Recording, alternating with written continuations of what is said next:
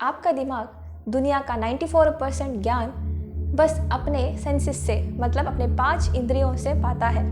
उसमें भी 80% ज्ञान बस देखने से आता है, 14% सुनने से और बस 6% ज्ञान बाकी बचे इंद्रियों से। भारतीय दर्शन में इतना सारा ज्ञान देने वाले इन इंद्रियों को दुखों का जाल कहा है। क्यों? इसी सवाल का जवाब आपको आज इस वीडियो में मिलेगा। वीडियो शुरू करने से पहले अगर आप भी अपने खुद के और जीवन के सत्य को सरलता से समझकर एक सुखी जीवन जीना चाहते तो मेरे साथ इस आंतरिक यात्रा पर जुड़े और सब्सक्राइब करें दर्शन विचार को, जहां पर हम गहरे दार्शनिक विचारों को सरलता से समझकर उसे अपने लाइफ में अप्लाई करना सीखते हैं। जैसे आपको पता है कि इंसान की 5 ज्ञानेंद्रियां होती है।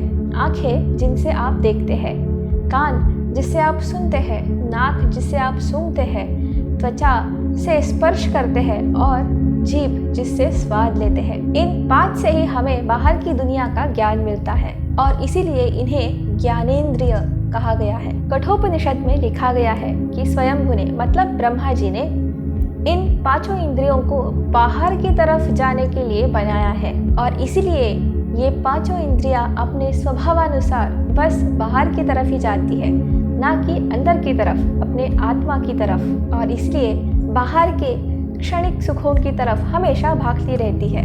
ये इंद्रियां कितनी विनाशकारी हो सकती है, इसे जानने के लिए मैं आपको एक उदाहरण देती हूँ। हमारे गरुड़ पुराण में 5 जानवरों का उदाहरण दिया है। उसमें से सबसे पहले है हिरण, जो स्वभाव से ही बहुत चंचल और तेज भागने वाला होता है।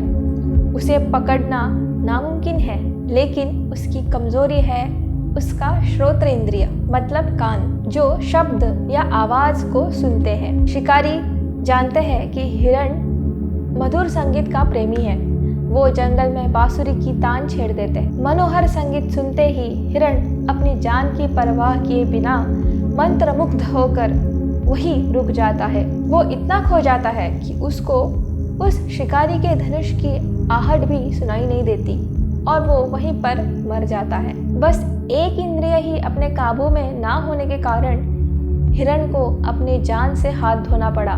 दूसरा प्राणी है हाथी, जो जंगल का सबसे शक्तिशाली और विशालकाय प्राणी है, जिसे कोई शेर भी आसानी से नहीं हरा सकता। लेकिन उसकी कमजोरी है स्पर्श, जो त्वचा का विषय। शिकारी एक गहरा गड्ढा खोदकर उसे सूखी घास से ढक देता है और उसके ऊपर एक नकली हथनी खड़ी कर देता है। स्पर्श के सुख और काम वासना के वशीभूत होकर हाथी बिना सोचे समझे उस हथनी की ओर बढ़ता है और गड्ढे में गिर जाता है। एक बार गिरने के बाद वह विशालकाय हाथी भी जीवन भर के लिए गुलामी के जंजीरों में जकड़ लिया जाता है। तीसरा प्राणी है पतंगा, जो अपनी आँखों की चकाचौंध यानी रूप का देखने की शक्ति का गुलाम होता है। अंधेरे में जलती हुई अग्नि या दीपक की लौ उसे अपनी ओर आकर्षित करती है। उसे लगता है कि वहाँ चमकती हुई चीज कोई बहुत सुंदर वस्तु है। वो बार बार उस आग के चारों ओर चक्कर लगाता है और अंत में उसी में कूद पड़ता है। उसकी देखने की लालसा उसको जला देती है। चौथा है भौरा। वो तो इतना शक्तिशाली होता है कि लकड़ी में भी छेद कर सकता है, लेकिन वह अपने नाक यानी सूंघने की शक्ति के सामने बेबस रहता है। कमल का फूल खिलता है तब भौरा उसकी खुशबू के लोभ में उसके भीतर बैठ जाता है। शाम होते ही कमल की पंखुड़ियां बंद होने लगती है। भौरा चाहता तो कमल को काट कर बाहर आ सकता था, लेकिन वो खुशबू के नशे में इतना डूब जाता है कि वो बाहर निकलने का प्रयास भी नहीं करता और सुबह होने से पहले ही दम तोड़ देता है। और अंत में है मछली। अतः समुद्र में कहीं भी जा सकती है, पर उसकी जीभ मतलब उसके स्वाद का लोभ उसे संकट में। मछुआरा कांटे में आटे की लोई या मांस का टुकड़ा लगा देता है। मछली उस स्वाद के जाल में फंस जाती है।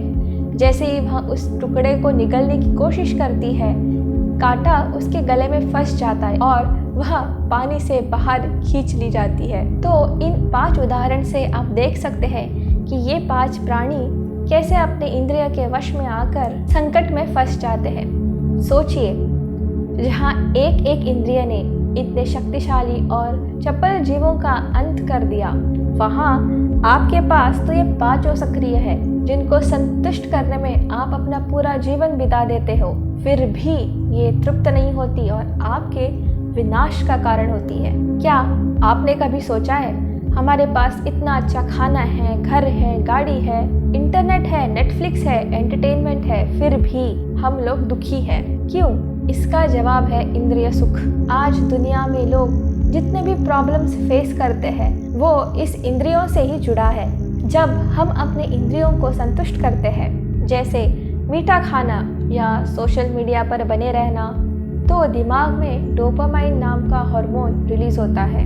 ये हमें मज़ा देता है, लेकिन बहुत कम समय के लिए। इसे ही साइंस में कहते हैं हीडोनिक ट्रेडमिल। मतलब जितना ज़्यादा आप सुख भोगते हैं, आपका दिमाग उसका आदी हो जाता है। कल जो चीज़ आपको खुशी देती थी, आज वो नॉर्मल लगने लगती है। अब आपको उससे भी और ज़्यादा बड़ा डोज चाहिए। यही है अंतहीन इच्छा, जिसका कोई अंत नहीं है। इसलिए दर्शन कहता है कि इंद्रियों से मिलने वाला सुख आदि और अंत वाला है, यानी शुरू तो मज़े से होता है, लेकिन अंत में दुख का कारण बन जाता है, क्योंकि हम उस चीज़ के ही गुलाम बन जाते हैं। तो इसका समाधान क्या है? वो एक ही है, आप अपने इंद्रियों के मालिक बनिए, उनके गुलाम नहीं। अभी मैं आपको कुछ ऐसे टिप्स दूंगी जिसे जानकर आप अपने इंद्रियों को अपने वश में रख सकते हो। ऐसा सोचिए कि आप एक पैसेंजर हो जो गाड़ी से जा रहा है। गाड़ी आपका शरीर है, ड्राइवर आपकी बुद्धि है, उसके हाथ में जो स्टीयरिंग है वो आपका मन है, और उस स्टीयरिंग से जो कंट्रोल होते हैं वो 5 टायर आपकी 5 इंद्रियां हैं। इसलिए सबसे पहले ये जानिए कि आपका मन और बुद्धि आपके इंद्रियों से भी ऊपर आता है। बहुत सी गलत चीज़ों की आपको इतनी आदत हो गई है, आप उनको बिना बुद्धि से सोचे ही करने लगते हो। जैसे आपको कुछ काम नहीं है, आप फ्री हो तो अनायास ही आपका हाथ आपका फ़ोन लेता है और आप स्क्रॉल करने लग जाते हो, इतना कि कब घंटों बीत गए ये भी आपको पता नहीं चलता। तो अपने इंद्रियों की गुलामी से बाहर निकलना है तो ये 5 उपाय ज़रूर करें। सबसे पहले, अगर ड्राइवर मतलब बुद्धि जागृत है तो गाड़ी हमेशा सही दिशा में ही चलेगी। आप मनुष्य हो, मननशील हो, आपको हमेशा माइंडफुल और कॉन्शियस रहना चाहिए। इसलिए कुछ करने से पहले 1-2 सेकंड के लिए आप बस एक पॉज लीजिए और सोचिए कि मैं अब जो करने वाला हूँ वो मेरे लिए लाभदायक है क्या? उससे मुझे लॉन्ग टर्म में कुछ फ़ायदा होने वाला है या नहीं? सोचने से आपकी बुद्धि जागृत होती है और वो फिर मन और इंद्रियों को सही दिशा में लेके जाती है।